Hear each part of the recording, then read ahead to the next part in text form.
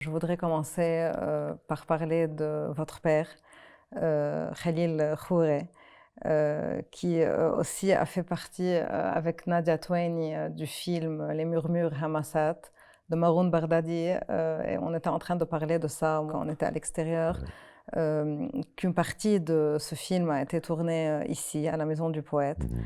Donc, si vous voulez parler de votre père, les souvenirs avec lui, les premiers souvenirs, premiers apprentissages. Ben, c'est intéressant qu'on parlait du film de Maroun Bardadi parce que je n'avais pas vu ce film. J'ai reçu des tranches qu'on m'a envoyées où mon père apparaît. Et j'ai vu ça il n'y a pas longtemps. Je savais qu'il était proche de Maroun Bardadi. Et j'ai situé, je crois que ça a été tourné dans les années 79, quelque C'était chose pendant la guerre. pendant la guerre. Et j'ai fait un rapport, en fait, lors de ce tournage, il avait mon âge, à peut-être 1 ou 2 ans près. Ouais. Et, euh, Et j'étais en même temps très touché, très troublé d'écouter les quelques mots qu'il a dit lors des quelques séquences où il passe. Alors je crois qu'il y avait eu une trêve, c'était juste après une trêve, Ouais. et mon père venait de compléter l'extension de son usine, et avec un optimisme qui semble totalement injustifié aujourd'hui, parlait avec donc beaucoup d'optimisme, beaucoup d'enthousiasme de ses projets d'expansion, que les choses allaient très bien, qu'il n'avait pas quitté Beyrouth. Donc on est en 79, la Ouais. guerre a soi-disant commencé 4 ans auparavant, mais bon. Et que donc tout allait très bien, qu'il était très fier d'être resté, qu'il n'aurait jamais pu partir, qu'il n'aurait jamais pu en fait s'extraire de ce qui s'était passé, et qu'il était en train de ramener ses ex-collaborateurs, certains qui avaient quitté le pays, qu'il les ramenait à Beyrouth. Donc un enthousiasme, je crois que malheureusement, beaucoup d'entre nous ont perdu aujourd'hui. Vous n'avez plus cet enthousiasme, vous? C'est pas que je l'ai pas, je crois qu'il y avait. Donc je parle de parallèles évidents parce Ouais. que en 79, il avait pratiquement l'âge que j'ai aujourd'hui. Plus de 40 ans ont passé depuis. Et c'est incroyable parce que ces discours sont peut-être d'actualité, c'est peut-être un peu la même chose. Mais on est toujours dans cette espèce d'incertitude.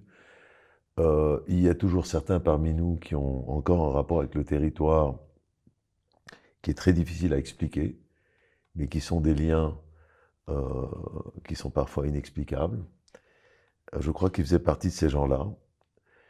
Il est évident que dans les années 70, cette génération avait peut-être une perception du projet nation et du territoire qui est peut-être différente de la nôtre. Mm. Ils étaient beaucoup moins cyniques. Ils ont peut-être connu des choses qu'on n'a pas connues sur ce territoire. Donc je peux comprendre comment on avait encore certains espoirs à l'époque. Je crois que mon rapport avec le territoire est différent. Je Ouais. n'arrive pas à m'extraire, c'est clair. Je ne suis pas parti, moi non Je plus. voulais vous parler de ça, surtout après l'explosion du 4 août, Mhm. et surtout que vous pouvez facilement, vous êtes une des personnes qui peut facilement quitter. Il y a des gens qui n'ont pas le choix. Vous avez votre travail à l'étranger.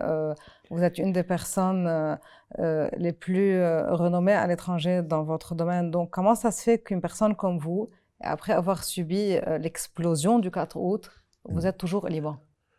Ben, l'explosion du 4 août était, à mes yeux, il n'y a pas d'avant le 4 août et après 4 août. Le 4 août, à mon avis, est une chose qui s'inscrit dans une logique. Ouais, Hein. c'est une suite. C'est une suite logique d'une Une faillite suite totale illogique. du projet nation et d'une succession de catastrophes qui sont, voilà, Ouais. quelque chose qui ne fonctionne pas qu'on ne peut pas comprendre avec une logique occidentale. Donc notre rapport avec le territoire est très différent. Mais c'est curieux parce que post-4 août, moi j'ai eu un réveil, une Ouais. espèce de rage.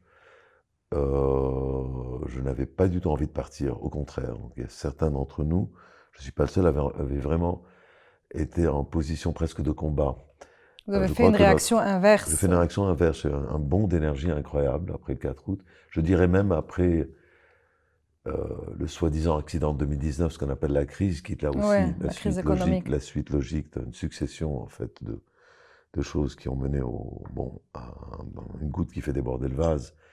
Mais entre 2019 et 2020, moi, je n'ai pas du tout perdu mon énergie, bien au contraire. Je crois que mon rapport avec le territoire était bien plus fort que peut-être des années qui peuvent sembler être plus faciles